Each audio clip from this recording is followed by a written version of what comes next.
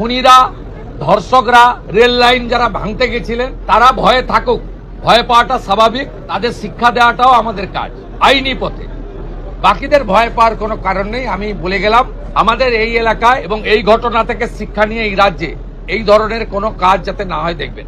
আমি আপনাদের মাধ্যমে গোটা রাজ্যের মানুষকে একটা আপিল করব, কার্য আর কারণ আছে। যে কার্য হয়েছে হিনিয়াস ক্রাইম, এর পিছনে আমি মনে করেছি বেআইনি মদের ঠেক, বেআইনি গাঁজা, চরস, মাদক, এটা একটা বড় কারণ। আপনারা পুলিশকে ইনফর্ম করুন, গোটা রাজ্য জুড়ে ডিজিপি কে বলবো আগামী 2 সপ্তাহ স্পেশাল ড্রাইভ দিন। ব্যাটালিয়নে থাকা লোকজন, মানে পুলিশরা ডাইরেক্ট কাজে নেই, নর্মাল থানা ওয়ার্ক অনেক বেশি থাকে, তাদেরকে বিশেষ অভিযানে লাগান। সিওদেরকেও এক একটা জেলা দিন। কমপ্লিটলি গোটা রাজ্যে যত বেআইনি মদের ঠেক, যত গাঁজা, চরস, বর্ডারে তো ধরছেন আপনারা, বেঙ্গল এসটিএফ তো rail station, bus stand recce করে ধরছে, প্রতিদিনই ধরছে।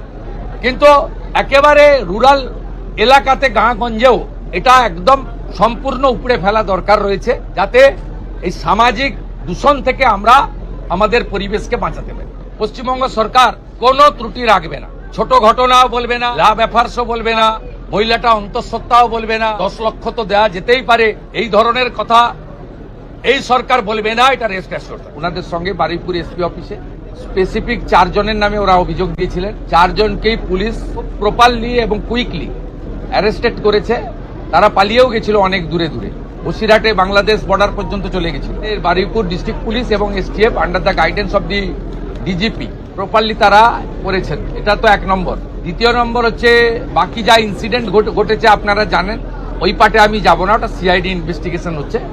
পরিবারকে আজকে বলে এসেছি যে কাস্টডি ট্রায়াল হবে এবং কনভিকশনের এক্সিকিউশন এটা কমপ্লিটলি মুখ্যমন্ত্রীর মনিটরিং এ হবে। একটা দৃষ্টান্তমূলক নজির আমরা এই কেসে রাখবো এবং গভর্নমেন্টের পক্ষ থেকে কিছু দায়িত্ব ছিল, এটা আমি বলবো না, গভর্নমেন্টের কিছু অ্যাসিস্ট্যান্সের বিষয় থাকে, যদি ফ্যামিলি রাজি থাকে। ফ্যামিলি রাজি ছিল, আমরা গভর্নমেন্ট পাশে দাঁড়িয়েছি। কিভাবে পাশে দাঁড়িয়েছি, ফ্যামিলি যখন দরকার হবে বলবে, আমি বলবো না। দ্বিতীয় হচ্ছে ইন্দ্রজিৎ মন্ডলের যে মব লিঞ্চিং, এটা মব লিঞ্চিং আমি বলবো না, এটা কমপ্লিটলি তার নাম পরিচয় দেখে তাকে খুন করা হয়েছে।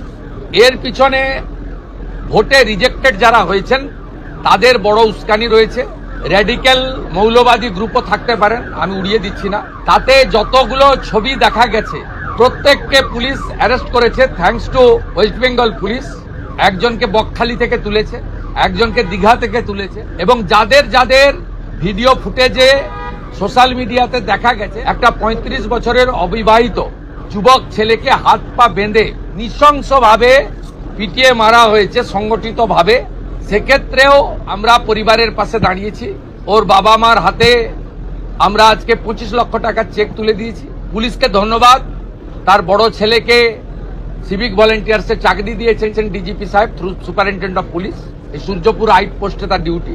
ডিএম কে ধন্যবাদ, যে বাড়িটা ভেঙেছিল রিপেয়ার করে দিয়েছে 2 দিনের মধ্যে। বাবার বার্ধক্য ভাতা, মায়ের অন্নপূর্ণা দুটোই ডিএম সাহেব চালু করে দিয়েছে। আমরা এই পরিবারের দায়িত্ব নিয়েছি। ইন্দ্রজিৎকে আমরা ফিরিয়ে দিতে পারবো না।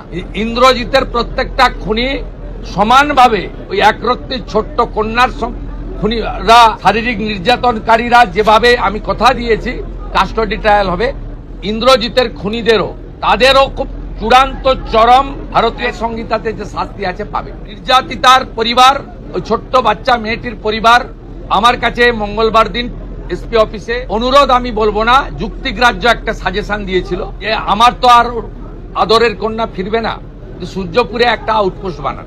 Thanks to home secretary Shrimati Sanghamitra Ghosh মহোদয়া, thanks to DGP mister Siddhinath Gupta IPS, তারা মুখ্যমন্ত্রীর কাছে করা এই পরিবারের ইচ্ছাকে কার্যকর করে দিয়েছেন উইদিন 4 days। আমি সূর্যপুর আউটপোস্ট উদ্বোধন করলাম।